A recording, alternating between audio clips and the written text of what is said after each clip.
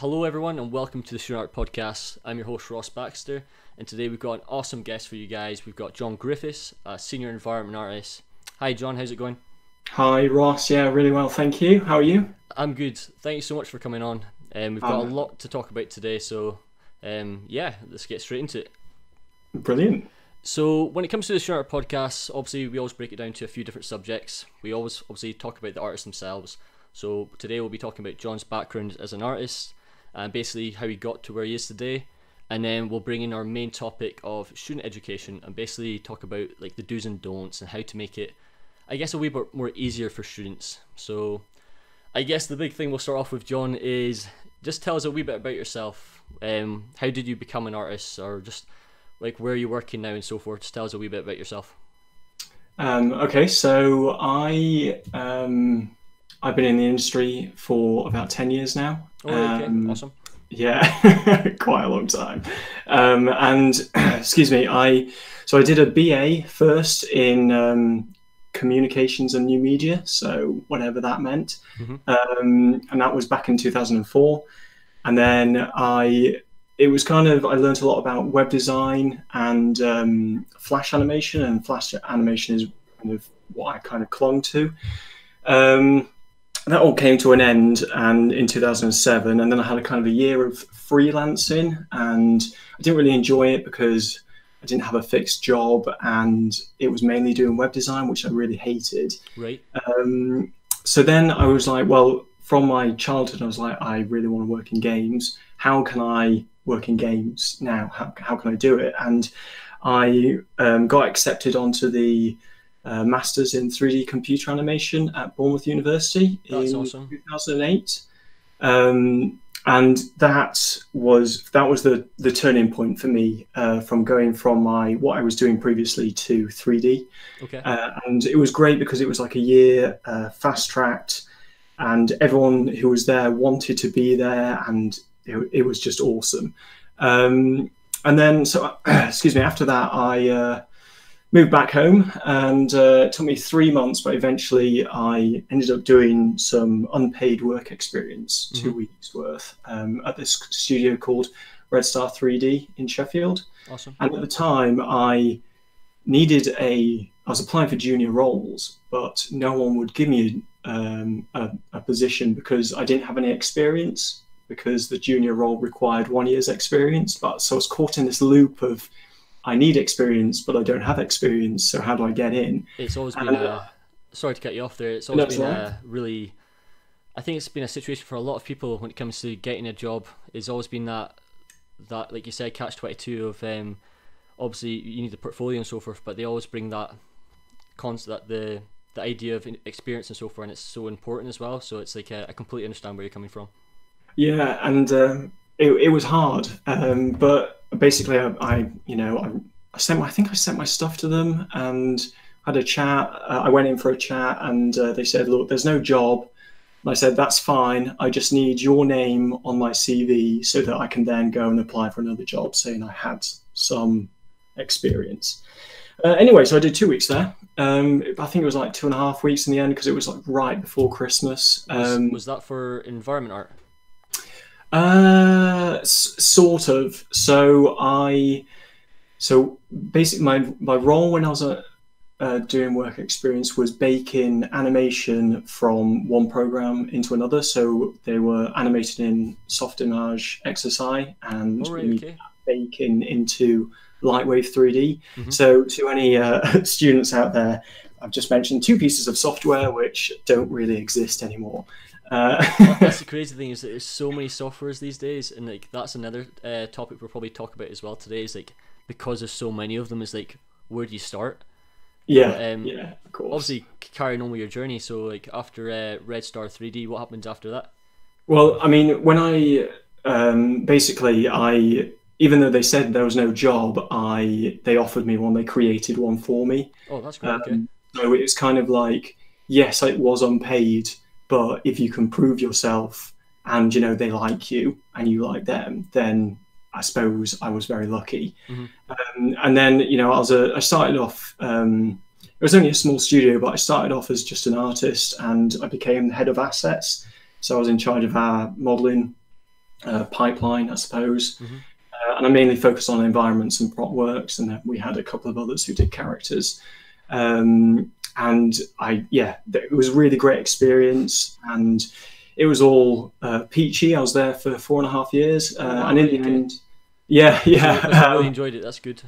yeah, and well, we worked on, so Red Star 3D at that time made a lot of 4D short animated films. So the best way to describe it, in Cineworld when they had that 4DX experience thing.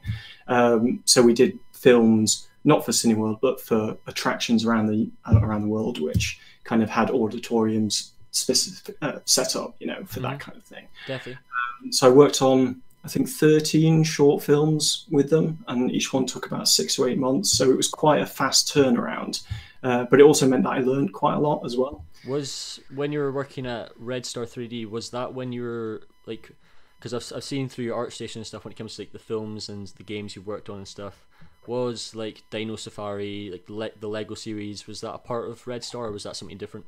No, so all the Lego stuff I did at TT, Traveller's right, okay. Tales, but all the if you go to the About section on my ArtStation page, you'll see all the other films that I contributed to. So things like, I think Dracula 4D was my first one, and then we did like a Sherlock Holmes one, an Elvis one, dinosaur ones, under the sea ones, a Knights one. Yeah, so it's like Night Quest and then Glacier Race. Like you've worked on so many different types of films. Yeah, It's like that's the awesome thing. It's like what I was just saying to you before we started. Is like I think, well, obviously it depends on the role, but it's like because you've got such a diverse range of like, I guess almost like styles that you've had to work on. It's like, I guess it's probably really helped you as an artist overall. Yeah, definitely. It's interesting nowadays. I see a lot of, you have to specialize early kind of memos from people, and I suppose in a way you do, but really that's only if you're going into a big company. Yeah. I think, I don't know, I suppose because I worked in animated film first, and because it was a smaller studio, I got a whole wealth of experience from just different things, and kind of the idea of, I need to fix this, how do I need to fix this, and how can we make this work? And because it's a small studio, kind of communication is better, because you're literally in the same room.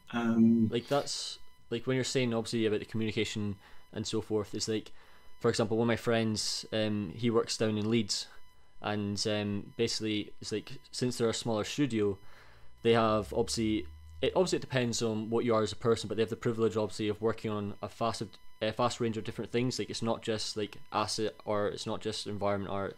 It's like sometimes he even dwells into animation, believe it or not, even though his title is like character art. Like his main job is actually character art, but he does like a bit of each section, and in such a short period of time, similar to you, he's been able to grow so quickly, and you can just see him like just developing so much as an artist, and not just in the one area as well. And because of that, he now has that, I guess, that experience nailed down that everyone always wants, and it's like being able to like adapt to like different scenarios and so forth.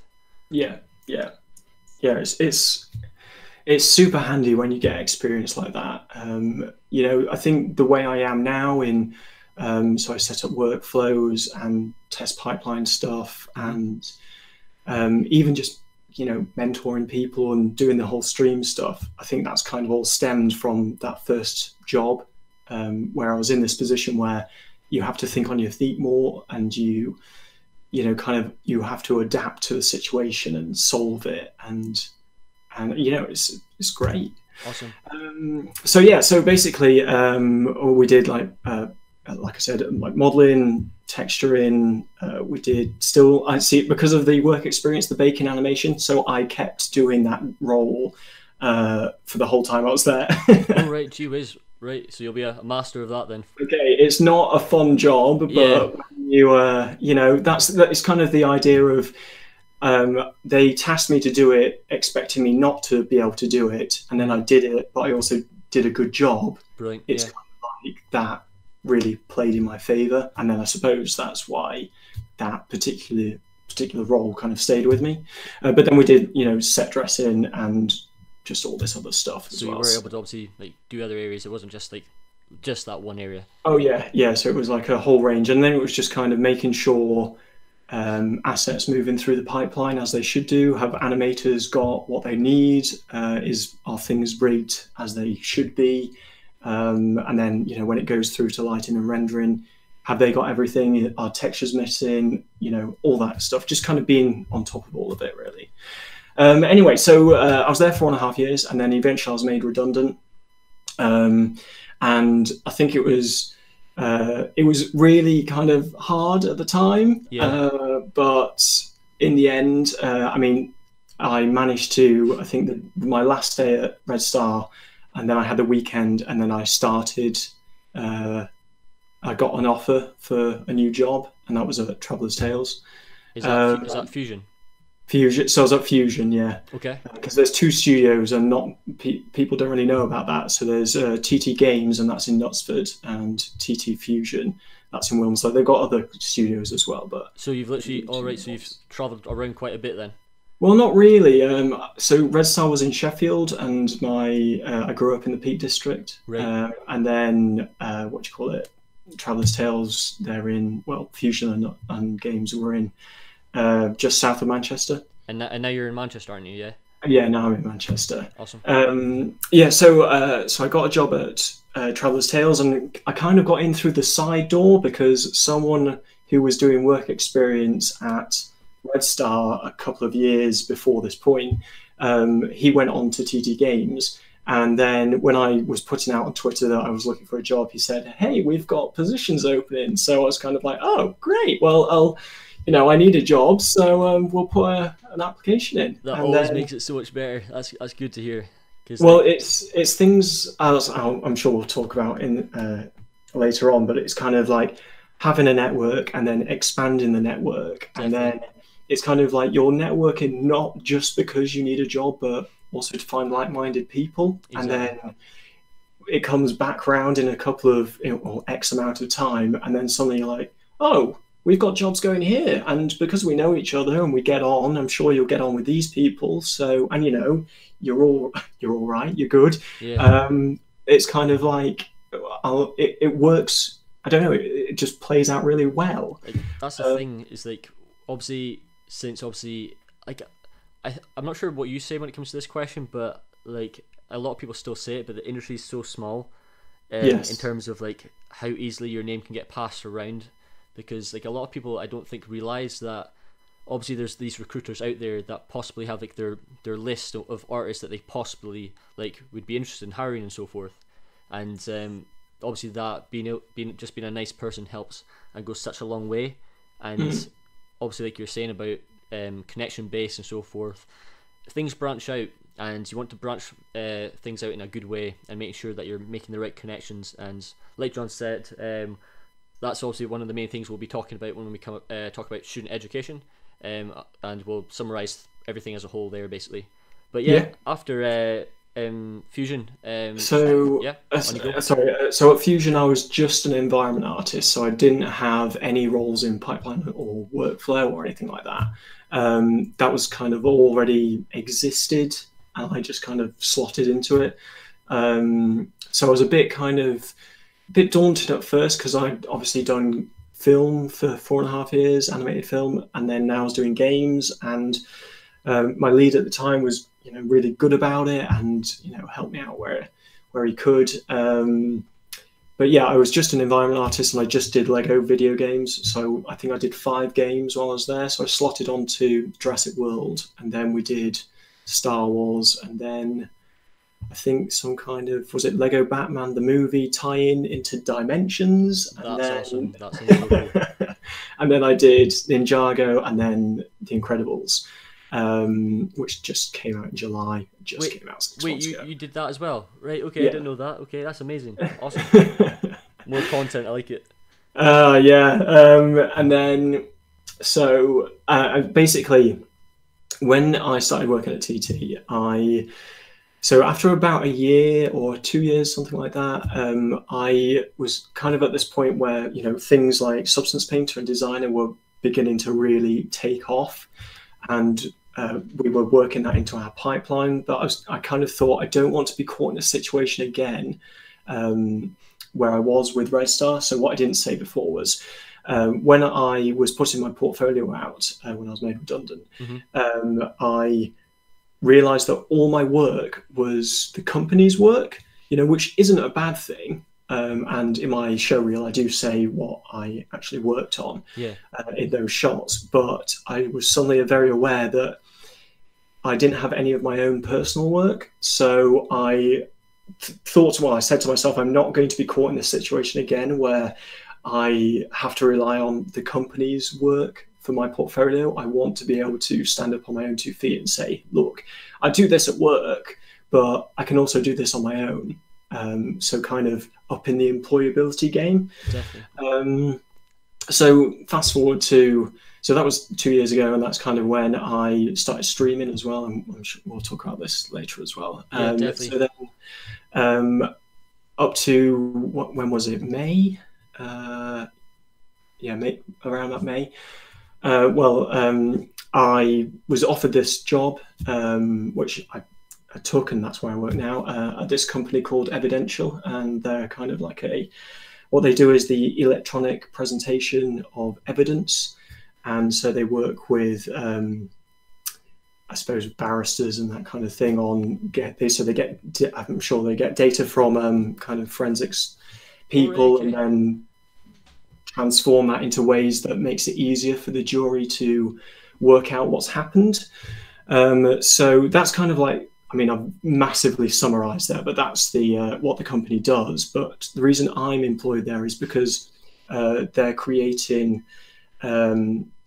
training simulations for emergency services, and they're doing it in virtual reality. And they wanted me on the project as a senior environment artist to kind of set the pipeline and mentor people and get the thing off the ground. And I've been there for about 5 months now. Are you enjoying it?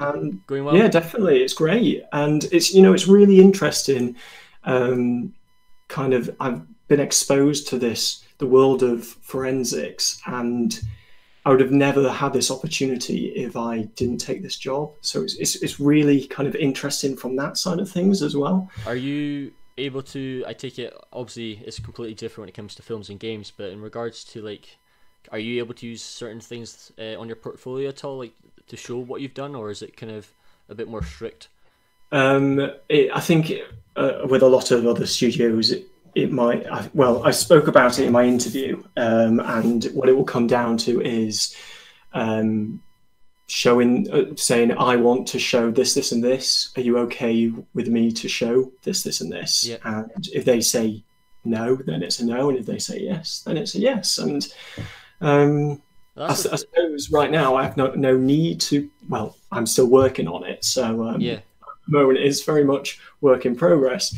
So I think I'll cross that bridge when I come to it. Yeah, I think that's one of the things as well that I would like to say when it comes to students as well, is Just because obviously everyone obviously wants to get into a certain game studio, a certain film studio, but don't always say no to all these other options as well. For example, you're exploring you were saying forensic kind of art and so forth through VR and stuff, and a lot of people, I guess, naturally, even I had this issue, or I've been trying to make sure that I don't instantly just say no to things until I really understand, because a lot of these things can really help you progress as an artist. There's one really good artist. He's a master hard surface artist. I don't know why I've forgotten his name. I've literally been watching his art videos for the last 2 weeks straight. But basically, he's been designing the first ever. How can I describe it? It's almost like a real transformer. So it's seven. I know who you mean. I know who you're talking about. Is he Russian? Wait, it just clicked. Vitaly Balkarov. Yeah, that's it. Yeah. The guy is literally a magician. I highly recommend for everyone to check this guy out. This guy's sculpting, this guy's hard surface modeling is through the roof. Yeah. But anyway, the reason I brought this guy up is because it's similar to what John's doing. It's basically he's exploring another niche, and he's developing certain skills that you might not necessarily come across at all in game and film. So I wouldn't necessarily always just say no when you get certain job offers. So always explore new things. Yeah, I'd also say to that as well, it's kind of like I worked in animated film and then I worked in games and now I work in VR. And Yep. when I was at the point of transitioning into games, I was kind of like, oh, I don't know if I can do this. And, I've worked this whole way and then I have to do this thing. Turns out they're very similar. And so it's kind of like, you're right in saying a lot of people do have I'm going to only apply here and they're going to let me in and it's going to be great. Yep. But the reality of that is, well, great, there's like a percentage chance that might happen, or let's say a small percentage.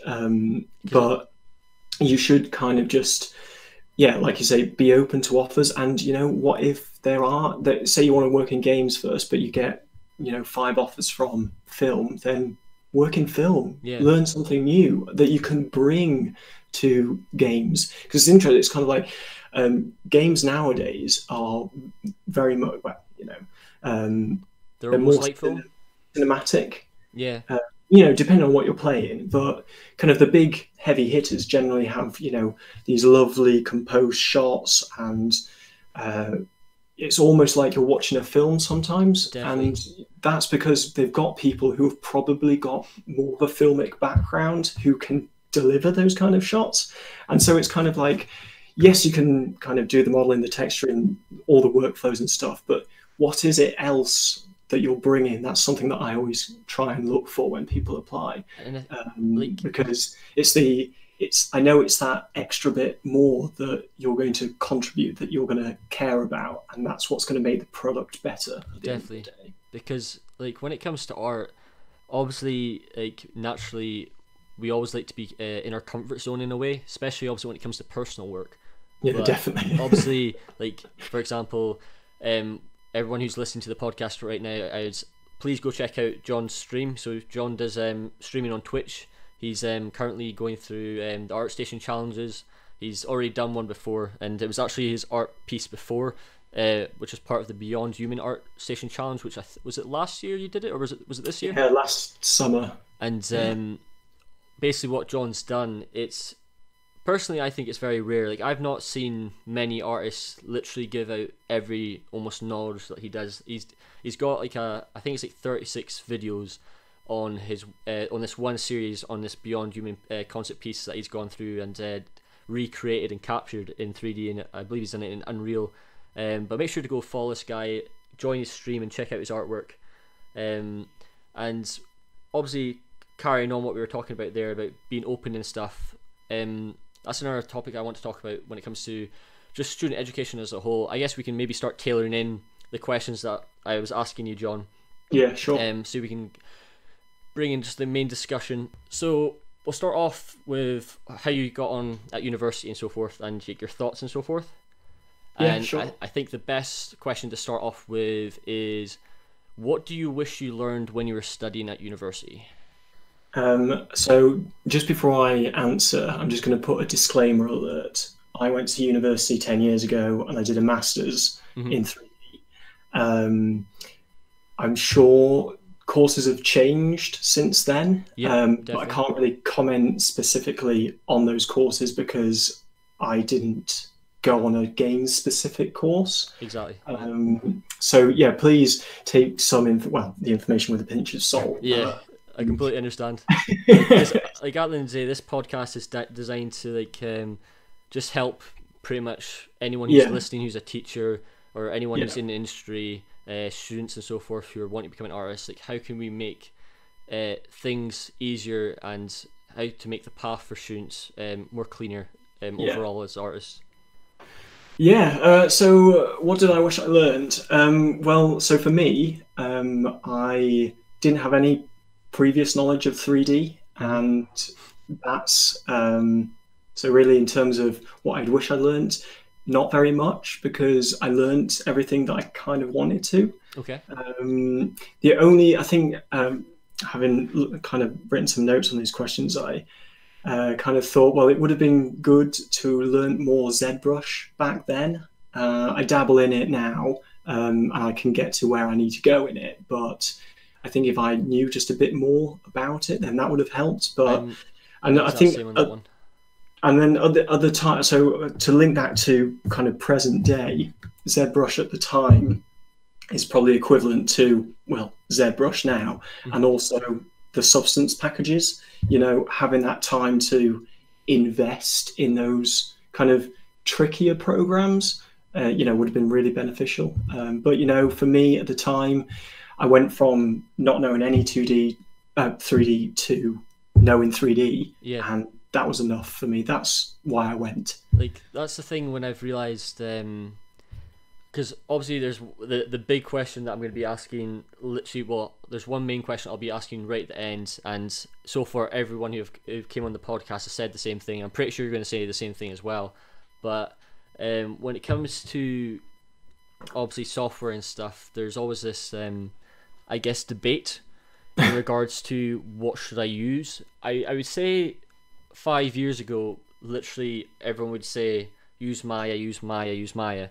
However, things have changed quite a lot, I guess, in regards to how open certain studios are. However, there are certain studios that are also very strict in regards to, for example, I know Rockstar, they use 3ds Max, and there's certain studios in Pixar and so forth that purely use Maya. And since we're talking about ZBrush, I was also on the same wavelength as you, John, when it came to, like, I'm kind of like, I was happy that when I started ZBrush. So I started ZBrush in my 3rd year of university. So I graduated last year, or the year before last year. And but the weird thing about ZBrush was there was only 2 of us in the class of about 70 of us, or how many there was, that used it. Like, nobody else really like used it, if you know what I mean. It was just strange. I think I was literally the only one who knew about like the ZBrush sculpt off and pixel logic, and I think it was just that the student education was still trying to catch up. And like you said, like when you went to university 10 years ago, the industry has changed so much. And with this topic of software, like what do you recommend and stuff, I think it depends on skill set in a way. And, well, not necessarily skill set, but, well, it kind of does. Like, as long as you're good enough, some studios will be like, it's okay, as long as you're making good work and it works. However, there are certain studios that will be like, I need Maya, I need 3ds Max, or whatever. I'm not sure what your thoughts are on that. So, I mean, you're right, it's a difficult one. So basically, I find that software in general, they all do the same thing, they just do it in different ways. So when I was at Red Star, we had Lightwave and Softimage XSI, and then I think halfway through we upgraded Lightwave to Modo. Okay. And then when I was at TT, they just used Maya, and then now in Evidential we use Modo, and that's mainly because I really like Modo. Yeah, I realise that's what you use on your streams, don't you? That's what I use on my stream. I think it's an excellent piece of software, and yeah, I didn't have the best time transitioning to Maya, because after using Modo, it was like going back in time, and I just thought, this is... It was so weird, it must be so strange. Yeah. Like, that's the thing, though, it's like, with me, like, my comfort zone is Maya and ZBrush, like, that's my 2 go-to. But, for example, there's one of the jobs that I'm hopefully starting in January, I just got told that I need to use 3ds Max, and I was like, right, okay, I'm gonna have to go back to my roots. That's where I started. Yeah. Because I started off with 3ds Max 5 years ago, but it was like I have nothing against 3ds Max. I absolutely love the software, but it's so weird when you've used something for so long. And I think that's one of the main skills you have to accept as an artist, is being open to these new things. Yeah, you got to be open. And it could be, you try this new thing and it's really good. Yeah. And you would have never have known that unless you tried it. I think the other thing is, if you've got a workflow that works for you, then, do that. Now, obviously, I'm saying more of it in your kind of personal work if you're in a studio, because chances are studios have to cough up money for licenses, so they might not want to pay for a license for one person to use it. Mm-hmm. But you know, in your spare time, people ask me, "Oh, should I learn this software? Should I learn this software?" And they're just saying, you know, Maya, Max, Modo, Blender, whatever. And it's kind of like, well, you don't have to. You know, I don't see the benefit of learning multiple things just to do the same job. Stick to the thing that you know. True. Ace that, and then if you really want, learn something else. But you know, when they're all so similar, you don't really need to. And then also the other thing is, it's kind of like it depends on your, I suppose, your your workflow, and say with the company. So you know, we're making our VR thing in with Unity, and we're using FBXs to get our files into meshes and stuff into the program. Okay. And so it's kind of like, well, really, it doesn't matter what software you use to create the FBX, because as long as we're all creating FBXs, then it doesn't matter. It doesn't matter how, you know, which thing that came from. So I think, you know, there's something, I think, you know, companies, I think like Massive, they have like an FBX workflow where you can use whatever you like, and then as long as it's coming out as the same format, then it'll work. Mm-hmm. And then also, because, you know, you're not focused on getting caught up in getting the right export and using the right piece of software, you're giving your artists more time to, you know, actually do the art and do a better job. And then, like, at the end of the day as well, having that workflow, like, I didn't realize that there's certain, like, I didn't know, like, based on my own experience, because I've only had a few experiences in different places, but like I wasn't sure how many studios were open to like this way of working and the approach, like using the FBX format and stuff. Like, that sounds awesome. Like, that makes it so much easier for people to be in their comfort zone as well, because they're naturally just used to it.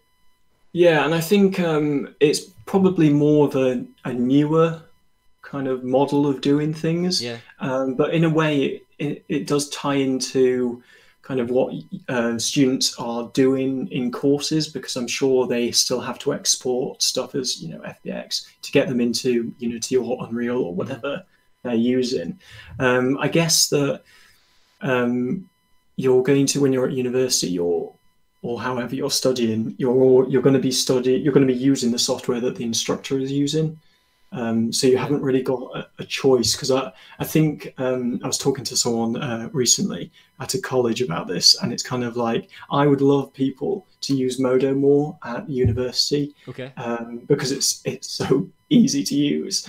But the academic license to do that apparently is quite expensive, whereas the Autodesk license is relatively cheap. But then I think that's because they have the monopoly on the market. Yep. I think it's like with obviously we're going to be tailoring like a lot of these different types of questions into just the student education system that we're talking about. But I think to finalize the discussion of software, it's like what John says. I would prioritize what you feel is right at the time for you in regards to what you're comfortable with, and as long as like would you agree in terms of, as long as you're creating like great work and solid work, you're fine? I think as long as you're learning, as long as you're trying, and you're testing your own pipeline, because if you can do it on your own, then, and you know, I'm using Modo for this, I'm using Substance for that, and then it comes out and I can put it together like this, then you can just change out one of those programs. Awesome. And you'll still know the process. I think you can be caught up in, I must learn this software inside out, when really nowadays it's more about how did you make this, and can you teach other people to do it like that, because we think it's really cool. So carrying on from the discussion of software, onto the next question. What would you say was the best benefits, or what were the benefits of going to university for you? So for me, it was being in an environment with like-minded people. So I did the masters, and because it was a year-long course. It kind of weeded out the people who didn't really want to be there. So there was about 22 of us, I think. Oh, right, okay, so it wasn't that big of a class. It wasn't too No, bad. That's also a good thing as well, because you kind of sometimes you get more time as well with your lectures, depending on the situation. Well, what was great was half the people there or came from 3D backgrounds, and the other half was a whole mix of people. Mm-hmm. So I was in that mix. We had some traditional painters and sculptors. We had an architect. We had what else did we have? Some web designers. It was kind of like, so in a way, it was great because I didn't feel alone. Yeah. That I didn't know what I was doing. But yeah, because it was a small course, because it was a year long, it kind of filtered out the people who kind of thought, well, I like doing this, but it's not for me. I'll go and do something else. And so that was really great, kind of talking to people about games and film who actually had an interest in that and kind of wanted to pursue a career down that way. Mm-hmm. So that was really good. Excuse me. Yes. A year, so a fast track for me. I couldn't really afford to do another BA, and because time-wise, that's like another 3 years. And this was before the university fees went up. So in a way, I could have if I needed to, but nowadays I would not recommend doing a BA and then another BA. It kind of makes no sense. Yeah, like that's another thing as well. It's like obviously.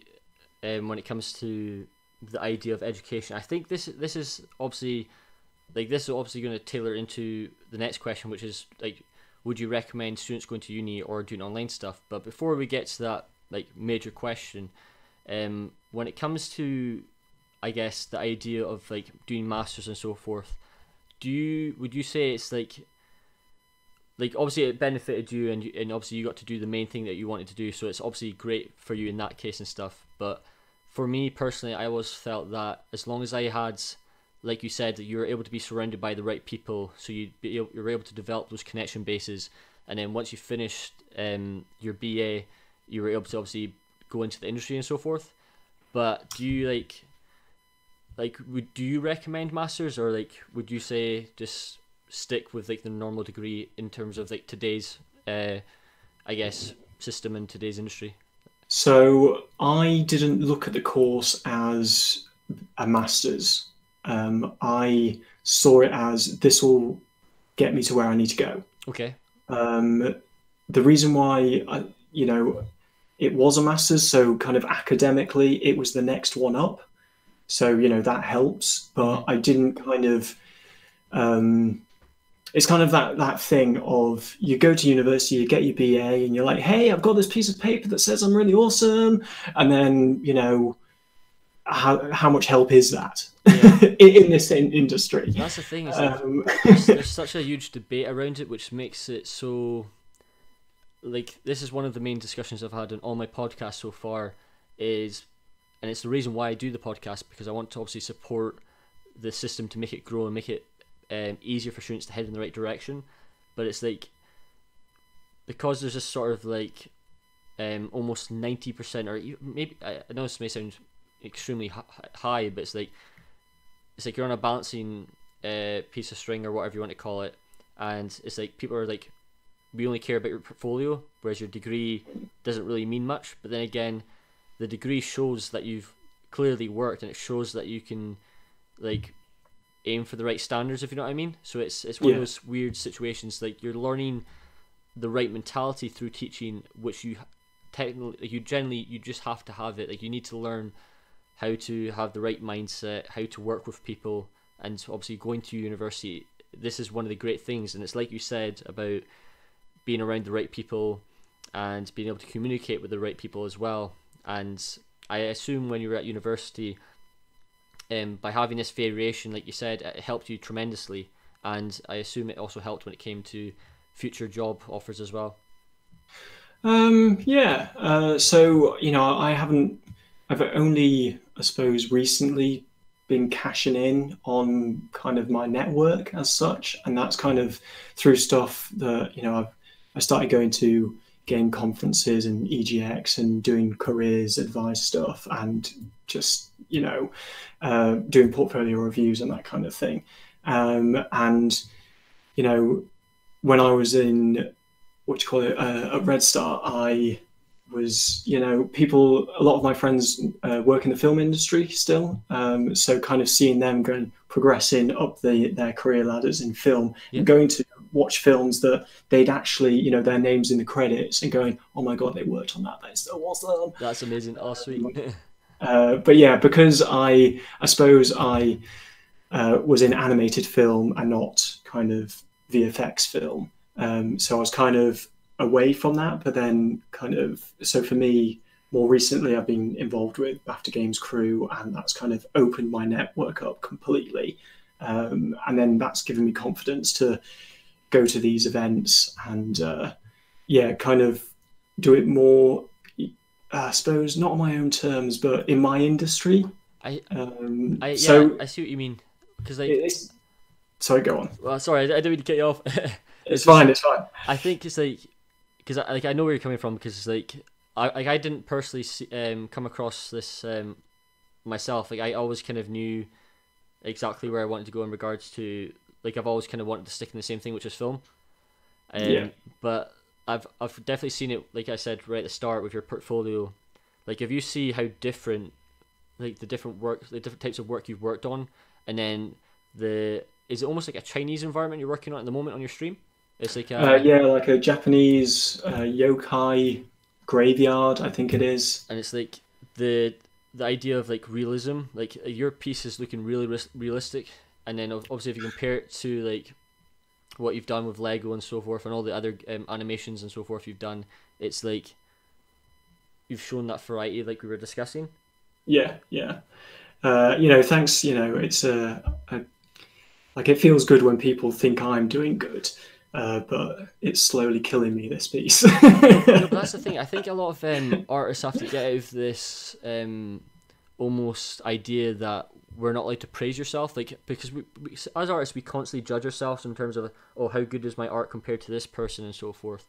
And I think when you realize to learn to step back, that's when you grow as an artist, because that's what technically happened with me. So like, I've mentioned this many times before, but it's like, so for 4 years, I always had this sort of like idea of I had to get to this level, I had to be better than everybody. But when I realized to step back and actually accept that it's okay to get advice from people and stuff, and it's like what you do in your stream, you ask people for feedback, you teach people as well, because obviously you're showing your stream and so forth, and it's that instantly just like elevates your skill set dramatically, because you've taken away that the ego in a way, and you're also get more confident as well, because you're less stressed, I think, like, because we naturally have such high standards, I guess, almost as artists, I think. Yeah, and I think it's kind of, when you're looking at the same thing day in, day out, and you don't have any break from it, you do kind of go, oh, I don't know what this is anymore. Yeah. What was I going to say? I've completely forgotten. Just went straight out of my mind. Is it to do with your stream? Oh, yeah, sorry, it was about stream. Cool. Yes, on Beyond Human, it was... so I, there was people who came along, and we all, in a way, it was just people have me on the background while they're doing work, and I really like that. And I had some people who were joining me for the stream, and I was just like, I don't know how to do this. Does anyone know how to do this? And I think it's kind of like I shamelessly Google stuff on stream live, because, I don't know everything. And if chances are someone else has had this problem before you, and chances are again that solution is going to be out on the internet somewhere. Yeah. So I think, asking around or going on YouTube and discovering new workflows or what have you, and techniques, and I think it is really beneficial. And I think kind of just bringing it back to benefits of university gives you time, and that, because as soon as you start work, you'll quickly realize that you just don't have a lot of time anymore. Yeah. And people have families, and people, your priorities change, and it's kind of like, for me, I just feel like, I should have done more when I was younger. And in a way, I suppose I'm trying to make up for it now. But at the same time, I'm maybe I wouldn't be able to have produced the work that I can now. So, if it was me going back to university now, I would you're going to learn stuff from your tutors, yes. You're going to learn stuff from each other, yes. But use the time to just have tutorial series on YouTube, just on while you're working, just try and pick up information left, right, and center. You've got not all the time in the world, but you've got a large more proportion of time. And if you don't go to university, you don't have the debt, which is really good. You're working, yes, but it might not necessarily be what you want to do as a career. So then it's up to you to find the time to put into doing what you want to do. It's kind of like people want to get better. Everyone does want to get better, but you're not going to get better unless you commit time to it. And I think that was a big wake-up call for me when I started doing the streaming, because I think, like, on a personal level, my work has gone up in quality just because I now kind of go, right, well, I kind of schedule time in for me to do my own personal work. And because now that's part of my kind of weekly thing, I'm always going to improve. It's like a habit now. Yeah. Yeah, it is a habit. Yeah. But, and that's the thing, like you're saying about time. I think, so there was one, I was talking with a student the other day. I was doing like a mini podcast. Well, it basically turned out to be a podcast. So basically, he was like asking me lots of questions about my advice on like workflow and so forth. And so basically, I went down to Edinburgh because I live in Scotland. To go do a presentation for a class, and one of the main things I brought up, as John was discussing, is like time.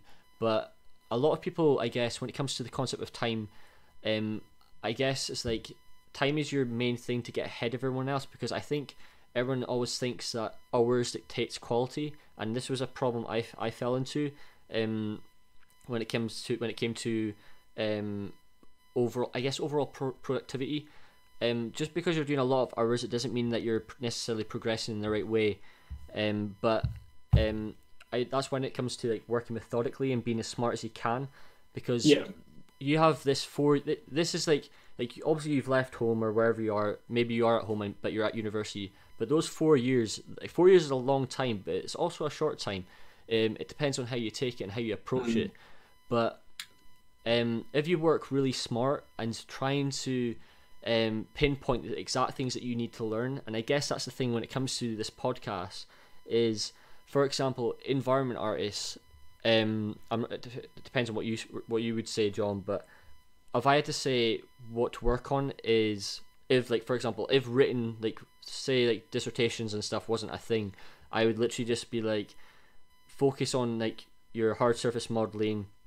Learn organic, be able to adapt to different techniques and so forth, being open to digital sculpting, and try to like realize that it doesn't have to be perfect straight away, and through practice and in those time like you'll naturally just get better, and just being open to failure and accept failure, but grow from that as well, if that makes sense.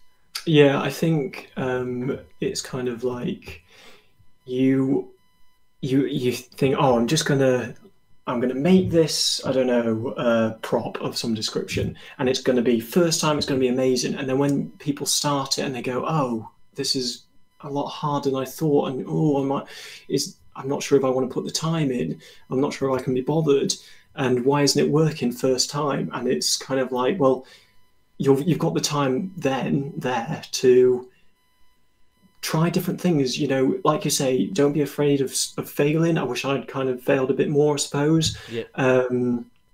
But as long as you're trying new things, new ways of learning, new approaches, then you're kind of just, you're getting used to your own pipeline. So when someone says in the future, oh, I need this, I need it in 2 days, you can be like, oh, I haven't done that since uni, but last time I tried it, it worked like this. So if I do it that time, do it like that this time, it should work. And then lo and behold, if you learned it and you kind of, the other thing about, learning stuff is it's kind of learning which ways don't work. Yeah. Because, you know, you can then bring that to conversation and say, oh, it won't work like this because I've tried it and this is what happened. Here's the piece of work that demonstrates this not working. That's really great as well, because you're kind of saying, well, I know that this way doesn't work, this way and this way don't work, but this other way, you know, I tried it once and it worked first time. And, you know, that's the working smarter bit. Like, that's the thing as well. So I really liked how you brought that part up, because like there was one, I was watching a stream the other day of an artist called John Troy Nickel. I'm not sure you've heard of him. He's a streamer. I don't know. You'll have to send me the link after. He used to work at Weta, but he brought up an interesting discussion on his stream, and it was basically like a lot of artists are, I guess, when they don't when they don't know something, like they instantly just freeze, like they just start panicking, and they don't acknowledge how much free resources are out there to help you, but they also don't realize that just trial and error is normally just the best way to learn as well. Like, you don't always have to jump the gun going straight into software or going into websites. Sorry, like obviously you can go straight into Google and stuff and say, right, how do I do this? And you'll probably find the answer. But sometimes, like John's saying there, it's like there's through this different like approaching to like just repetition and so forth, like things will click more naturally, if you know what I mean. Like you'll learn things quicker. Yeah, definitely. I think that makes sense. Does that make sense? I think so. And we've gone over it. But carrying on onto the next topic, which is kind of tailors into what we discussed there. Do you think?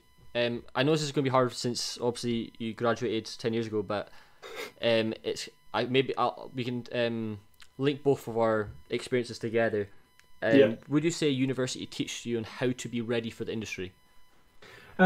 So I think what was so basically the one big thing that we did on the masters was how to take constructive criticism and how to not take feedback personally. Okay. That was the biggest thing, I think, and one of the best things that came out of the masters, because they pretty much forced us to stand in front of other people on the course, other people on other courses, and present our work, explain the what, why, how, and it was an open forum, so anyone could say this doesn't work, or that looks rubbish, or whatever they might say. Yep. And it was pretty brutal, you know. Richie, kind of daunting up for the first time and saying, hey, this is my thing, I think it's great because of this, this and this, and someone gets up and says it's rubbish because why on earth would you want that? Doesn't even make sense. Yeah. It's like, oh my god, I didn't see it from that point of view.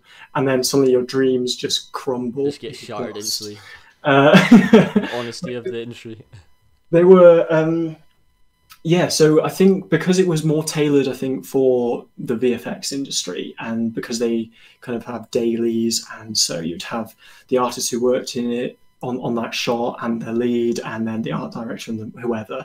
And so it can be quite brutal, and it was actually a great experience, because that's one thing that I don't see enough of when I go and visit universities is people kind of shy away from getting feedback. They kind of leave it until the last moment, just before submission, and then go, oh, what, can you just have a look at this? And then someone points out, oh, this looks incorrect, or this doesn't look like it would work properly. And then you think, well, I've got no time to change it now. And whereas if you kind of done that from the beginning, then you probably have a better piece for the submission, because getting people who haven't seen what you're working on, fresh eyes who can point things out, is really helpful. And I think the other thing that kind of ties in with this, if you've got a piece of work where you already know what's wrong with it, I would suggest work on those elements and try and make them work better, because chances are someone's going to look at it and go and tell you exactly what you know, that these things that are currently broken or don't look right, don't look right. And you haven't really got anything that you didn't already know out of that. It's like developing the right eye for things. Exactly. And that actually is a good point, because I think only, I mean, through Red Star, I've got more of an eye for composition, and just by going out into the world and going to museums and going to different countries and kind of just taking in the world, you are training your eye, you're looking at things. And I think being an environment artist, it's hard to switch off. When I look at, I go to other cities and I kind of just start looking at a drain pipe going, that's really interesting. That's how awesome. It works. I completely see what you mean. Or I'm taking pictures of floor tiles going, it'd be a good texture, this. My girlfriend's just like, what are you doing? I was going to Edinburgh, like I said, a few weeks ago, and I couldn't stop taking, because I'm working on a train piece at the moment, and I couldn't stop taking photos of the trains as I was going by. And I think a lot of people are just wondering, like, what is this guy doing? Yeah, I'm sure they do. And I'm just like, you know what, I should really switch off, but I just can't. Yeah. But that's the thing as well. It's like, I know a lot of people say it, but it's like going out more, exploring new things, trying different things. Don't just use Google as your reference. That's one thing I always try to say. Like, I think a lot of people, particularly concept artists, I think too many concept artists naturally have lost the ability to identify color in a way, because they haven't been able to like see what it is actually like in real life, if that makes sense. Yeah. And the same thing kind of applies when it comes to your environment. Obviously it depends on the style and so forth, and that's a big debate, obviously, like, but yeah, let's not get into that. Yeah, I'll go on for ages. But yeah, that's awesome, thanks for saying that. The other thing I would say is working with, and I'm sure this happens at university anyway, working with different people in different disciplines. So we had a group project where we're working with different courses, and I did a group project again for my final project, and we made this. It was like it was a racing game, but the the kind of the fun element, our main selling point was that you were riding around, it was set in the British countryside, and you rode around, you raced on the backs of pigs and cows. And that's brilliant. Okay, awesome. And we had I'll send you the link afterwards. Okay, that's something I've got to see. But yeah, it was kind of, I worked with someone who I ended up working with at Red Star, and a programmer who now works in New York. And it was just kind of a really great project. And then, like I said before, it's kind of like my first steps into software and actually 3D. And so that was good, the software knowledge I was getting from the course. And also, like I said before, like-minded people, early doors of your network, and the rest is history, I suppose. Awesome. Thanks so much for all that awesome piece of information. So I guess what we could do is finish it off on the main question. Like I said earlier, the one question I ask every guest that comes on: would you recommend going to university for students, or would you recommend online courses and stuff? Obviously, it depends on your situation, but what's your thoughts on that question? So I'm going to sit firmly on the fence on this one. It just depends. It depends on what you're doing at the time. It depends on, after school, do you want to go to university? Do you want to just go into employment? How much available income do you have to go to university? Mm-hmm. I know there's loans and such, but chances are you're going to have to pay for stuff yourself as well. University gives you time. Like I said before, that's the most important thing. And it gives you, hopefully, to collaborate with like-minded people. If you're on your own and you're working full time, then you have to make time in the evenings. And is that going to take away from other things that you want to do in your life? I think with both, though, make sure you research what you're getting into. So in terms of online courses, ask the tutors who are, message the tutors who are giving them, explain to them your, situation and what you want to improve on. And hopefully they won't just say, "Oh, just do my course anyway," and they'll actually just give you actual advice, because at the end of the day, they want people on their course who want to be doing their course and not just passing the time. And also talk to people who have already done the course as well. So I know the CGMA lot have lots of courses on, and they feature previous students, and 80 level covers a lot of people 80 levels recently awesome. That's really done, good. you know, that kind of thing. In terms of university, so what I don't like seeing on prospectuses is what is it, like game design phase 1 or something like that, or game mechanics 1, or modeling part 1 or part 2.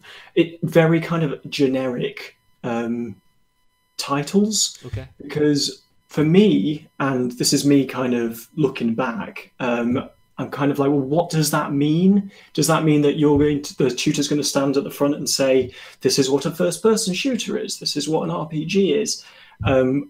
Are they, or are they going to talk about, well, here's kind of a situation in a game, this is how it makes you feel, this is how it kind of transitions into this other thing, and that becomes a whole new thing, and kind of how do we talk about and how do we break that down, how do we plan it? That's kind of what I want, I'm hoping it will be, but you never quite know. And I suppose they don't obviously want to kind of go into maybe too much detail, because that's why you want to go onto the course because they're going to tell you that. But at the same time, I think being as transparent as possible, you know, really helps. You know, for me nowadays, I do a lot of research, and whenever I see something generic, I'm just kind of like, well, what is that? What do you mean by that? How can I find out what that is? And that's when it comes to like, I guess it's like what you said, like the most important thing is just asking questions. Yeah, definitely. Like you said, find out and like make sure that you know, because obviously it depends on where you live. Like for example, if you're listening to this podcast right now, and for example, if you're from America, that's going to be a big question in regards to, because in comparison to the UK, we don't have to pay anywhere near as much. I'm not trying to be harsh, I'm just being honest. It's just we're a bit more lucky, I guess, here. I wish everyone's education system was like Germany. Germany's is now free, which is great. That is pretty good. That's awesome, makes it so much easier. But like John says, find out these different things that you need to know, and make sure that the course is tailored to your needs, and just making sure you're looking for the right information. Yeah, I think you know, there are a lot of game courses out there, and you're going to be doing modules that might not be completely up your street. You know, but then I'm sure a lot of courses are like that. They're not going to be totally focused on just art or just design or just animation. And you should be open to that as well. It could be that you thought, oh, I really want to do animation. And then you get there and you do a whole series on rigging, and then you realize, oh, I really like rigging. I might just go do rigging. So again, being open, you know, helps, but don't be put off by modules that don't completely align with what it is that you want to do. You have to be a wee bit flexible. Yes, definitely. No, but that's awesome. I'm not sure if there's anything particular, like topics that maybe you want to address when it comes to just student education as a whole, but I think we've covered literally a vast amount, and I'm really happy. Thank you so much for coming on. I didn't realise how long we've been talking. It's been great. It's so easy. You just keep. I could just keep talking for days. That's the main thing. That's always been my issue. Is like I could just keep talking. So just before we, you know, end it, I just a couple of things to people coming out of universities or people at university who will be eventually coming out. Just talking about your portfolio. Make sure you do have one, and use ArtStation because it's free and it's really awesome, and it shows your work really well, and everyone's already looking there, so totally agree. Really easy to find. Please include breakdowns of your work, so wireframes and your texture breakdowns and you know, that kind of thing. And also describe in the description, put your contribution. If it's like a big project, did you actually work on all of it, or did you do, you know, this element here, or because it's fine to say, oh, I worked on this, but then if it transpires that you made one pot and you just see that in the corner, then that's not great for, you know, you've suckered me in with this awesome picture, but you haven't really shown what it is that you've made. You don't want to lie. Well, come across almost as if you're lying. You want to be as honest and truthful to the point. Yeah. And the other thing is, so use your portfolio to demonstrate what you can do, and show me that you care as well, because it's things like if you have meshes that are intersecting and they wouldn't intersect in real life, and it looks ugly, or perhaps you've not done any set dressing, or it's kind of empty looking, or you've done some material work but you haven't tweaked it all the way to PBR or what have you. If you do those things, then it makes me feel like, oh, this person A, knows what they're doing, and B, I can trust them a bit more, because if I just give them this thing, I know they can do it, and I know they can do it to the standard that they've demonstrated and that I would like as well. And after all that, communication as well. So when you're in there, please ask questions. Please say, I don't know how to do this, and I know you've explained this to me 3 times now, but I still don't get it, because I like that. You're being honest. You're saying, exactly. I don't get this, and it's fine, because we'll get there eventually. But if you don't say that, then I don't know that people are struggling. And I think it's, if you're asked, you won't be the first, you're or the last person to ask that. And if I, getting people to share the same workflows, the same knowledge, and then when new people come in, they can share that as well, and everyone kind of levels up together, which I think is a really good thing. That's an awesome way to finish it. Thank you so much for that, John. That's no problem. And thank you so much for your time. It'd Not be at great to all. have you on again in the future if you're ever wanting to come on again. Yeah, definitely. Like you said, I could talk for hours about this kind of thing. It's really interesting. It's something that I want to be more involved with in the future. So yeah. Like I said early on, I'll make sure to share. Obviously, in the background, I'll put some of. I'll probably put John's show reel on like replay and so forth, and then I'll put some of his all his social media and so forth. So make sure to go follow this guy, check out his art station, make sure to follow him on there as well. He's created some really awesome work. Particularly go onto his Twitch channel and just see his progress of his current art station challenge that he's working on. It's looking awesome. It's looking super sick. So thanks again for everyone for listening in. Make sure to press the like button. That'll be much appreciated. And obviously don't forget to subscribe. That'll be much appreciated, like again. And I'll see you again later. Thanks for coming on. No problem. Thank you.